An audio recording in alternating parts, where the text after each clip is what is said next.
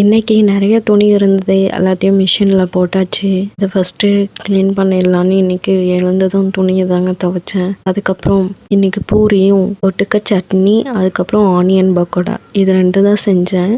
இந்த பூரி கூட அதை வச்சு சட்னியோட சாப்பிடும்போது அவ்வளோ சூப்பராக இருந்துச்சு. இன்றைக்காவது கொஞ்சம் ரெஸ்ட் எடுக்கலான்னு பார்த்தா என் ஹஸ்பண்ட் மட்டன் கேட்டாங்க. அதுக்காக மட்டன் வாங்கி க்ளீன் பண்ணிவிட்டு அதில் கரம் மசாலா, தனியாத்தூள், மஞ்சத்தூள், மிளகாய்த்தூள், உப்பு, தயிர், இஞ்சி பூண்டு பேஸ்ட் இது எல்லாத்தையும் போட்டு நல்லா மிக்ஸ் பண்ணி ஒரு 1/2 hour வச்சுட்டேன். நெக்ஸ்ட்டு ஒரு குக்கர் எடுத்து நம்ம மிக்ஸ் பண்ண மட்டனை போட்டு கொஞ்சமாக தண்ணி ஊற்றி மூடி போட்டு மூடி ஒரு 8 விசில் வர வரைக்கும் நல்லா மட்டனை வேக வச்சுட்டேன். நெக்ஸ்ட்டு குக்கர் எடுத்துட்டு அதில் கொஞ்சமாக பட்டர், அதுக்கப்புறம் கீ, உங்களுக்கு வேணும்னா கீ போட்டுக்கலாம். நான் கீயும் போட்டேன்.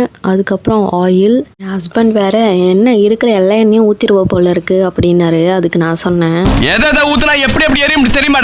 எல்லாத்தையும் போட்டதுக்கப்புறம் பிரியாணி இலை, கிராம்பு, பட்டை, அதுக்கப்புறம் கருவேப்பிலை, ஆனியன், கொஞ்சமாக சால்ட் போட்டு நல்லா கோல்டன் ப்ரௌன் ஆகிற வரைக்கும் வதக்கணும். அது கூடவே புதினா, கொஞ்சம் இஞ்சி பூண்டு பேஸ்ட்டு போட்டு வதக்கியாச்சு. அதுக்கப்புறம் தக்காளியை போட்டு நல்லா வதக்கணும். அதுக்கப்புறம் கரம் மசாலா,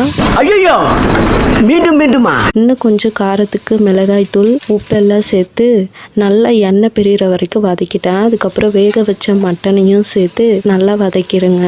அதுக்கப்புறம் 1 கிளாஸ் அரிசிக்கு 2 கிளாஸ் தண்ணி ஊற்றணும். நான் 1 கிளாஸ் அரிசி தான் போட்டேன், அதனால 2 கிளாஸ் தண்ணி ஊற்றிக்கிட்டேன். இப்போ தண்ணி நல்லா கொதிச்சதுக்கப்புறம் ரைஸை நம்ம கழுவி வச்ச ரைஸை போட்டுக்கலாம். அது கூட லெமனையும் பிழிஞ்சு விட்டு 1 ஸ்பூன் கீ விட்டு கொஞ்சம் புதினாவையும் போட்டு க்ளோஸ் பண்ணிட்டேன். இது ஒரு 2 விசில் வர வரைக்கும் விட்டு எடுத்துட்டேன். இப்போ நம்ம பிரியாணி ரெடி ஆயிடுச்சு. அப்படியே நம்ம பிளேட்டில் போட வேண்டியதான். பாருங்கள், பார்க்கும்போது எவ்வளோ கலர்ஃபுல்லாக இருக்குது, சாப்பிடணும் போல் இருக்குது. ஸ்மெல்லு அப்படி வீடு ஃபுல்லாக ஆளு தூக்குதுங்க. எங்களுக்குலாம் மணக்கலையே, அதுக்கெல்லாம் மூக்கல சொரணும். இந்த பிரியாணி கூட அந்த இது எப்படி நான் சாப்பிட்றது? தயிர் பச்சடியை வச்சு அது கூட ஒரு பீஸை எடுத்து அப்படியே மேலே வச்சு அந்த ரைஸோடு அப்படியே சுட சுட எடுத்து அப்படியே வாயில் போட்டோன்னா, உங்களுக்கு எந்த பிரியாணி பிடிக்கும்னு கமெண்ட்டில் சொல்லுங்கள். அப்படியே வீடியோவை பிடிச்சிருந்தால் லைக் பண்ணுங்கள், சப்ஸ்கிரைப் பண்ணுங்கள், ஷேர் பண்ணுங்கள். நெக்ஸ்ட் வீடியோவில் சந்திப்போம். தேங்க்ஸ் ஃபார் வாட்சிங்.